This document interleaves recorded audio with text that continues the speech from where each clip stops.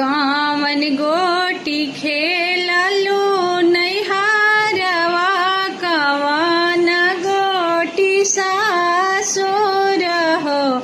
हे भाभी कामन गोटी खेललू से जरिया गर्भ रही गईले गर्भ रही गईले।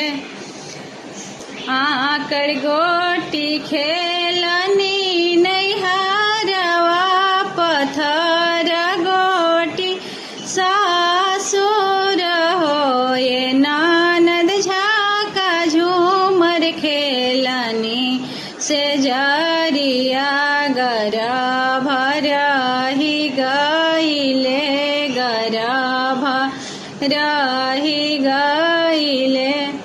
केकरा संगे खेललू नैहारवा त केकरा संगे सासुर हो।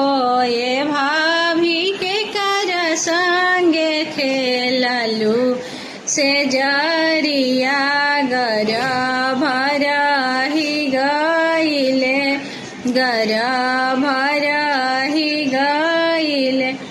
सखी संगे खेलनी नैहारवा ननद संगे सासुर हो।